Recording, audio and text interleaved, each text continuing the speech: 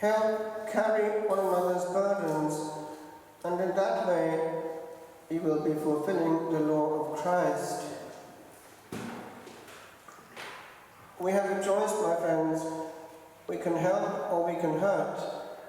We can make the burden lighter or ourselves be heavyweights. And on these things we will be judged. Sanctity is not always noisy or visibly heroic. True sanctity, very often, it's made of the hidden victories that only the Lord sees. The daily, the not reacting, that extra help that we didn't have to give. Remember that before causing pain in someone else's heart. Pain in the heart, my friends, is a common ingredient of life.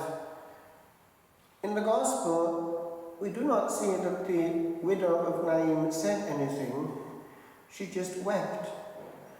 The Lord knew that she had lost her only support, and it was a dead end as regards her quality of life. And he stepped in. Some years ago, I was standing at the point where this took place. If one looks up and quietly prays before the blue skies of Galilee, one sees power. The Lord, before performing these great miracles, often looked up. Indeed, we repeat that looking up at the consecration. You can't see it, but it happens when the priest looks straight up before the power of on high comes down and breaks through. And by the way, not far from Naim is Cana, where that same power changed visibly water into wine. Power. Now, whatever men may do or say, whatever noise they make, they have only a limited power. Indeed, all who crawl this planet have to answer to that same power. It's as well to remember that and hand people on to God without having to be God for them each time and lose your peace. When one is handling that frontier between life and death, there is a mystery in the air. It's only one last breath that, coming not, opens the panorama of eternity.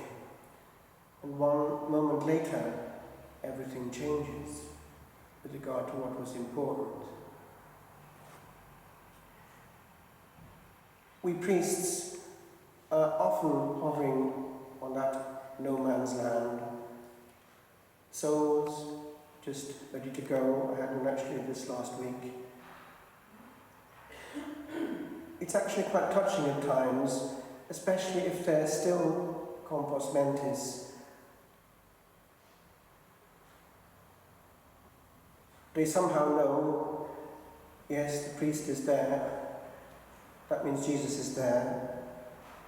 And I was quite touched this last week when, after giving absolution to this person who was still, although he couldn't speak, conscious, knowing roughly what was going on, he didn't let me go. His dying hand came out. He wanted to say goodbye. Oftentimes one has that goodbye. One time in the new modern nursing home in Blanchardstown, I think it's St. Joseph's nursing home. It's very nice. If you have to die, it's a good place to die. The best sacrament is there, they're well cared for. Things happen to these beautiful souls who have the faith that generation had it. One person I was preparing to death some time ago talked about being in the departure lounge and wanted me to pray that Jesus would come soon. He was ready to go. Another person, sometime later, in the same nursing home whom I'd followed for years, a person who bore atrocious pain without a grumble for years and years, always with a twinkle in her eye. And I was with her for the last time, and somebody phoned from her family, and I heard that the phone call. This was just before she went into the beyond in atrocious pain. The person at the phone said, obviously, how are you? And all she could say was, with that same twinkle in her eye, not great. Here she is.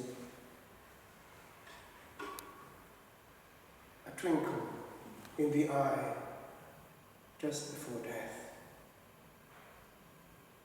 That's Christian death, my friends. In a monastery, at least traditionally, there's no coffin. The earth is thrown on the body. Off brother goes with the same body with which he's conquered eternity, fasting and prayer. No glory. And indeed, in the Carthusian order, there's no name on the cross, just a black wooden cross without a date or a name, as forgotten in death as they are in life. But I can tell you that the last breath of a Carthusian is victory. We have conquered. It may be a waste of life in the eyes of the world, but one thing was done, and done well. He was served. He was attended to. He, in the hours of night, was loved and praised. Well, just the opposite happened on the planet. Crux stat, the cross stands, dum volvitur orbis, while the world goes round. Years ago, when studying in Rome, first time round, at one pause in the books, I happened to look into something I had in my books and archives with me, and out of it popped out a picture of Dad visiting me in the monastery. Dad, of course, was long dead. But I looked into the eyes, and that same twinkle was there, caught on the page, and out of the dead page, as it were, came energy, communication. That so is. My friends, do you think they forget us? Just this week, actually yesterday, I was talking to a young mother. Many children there, still tiny, about 9 at least, but one was lost.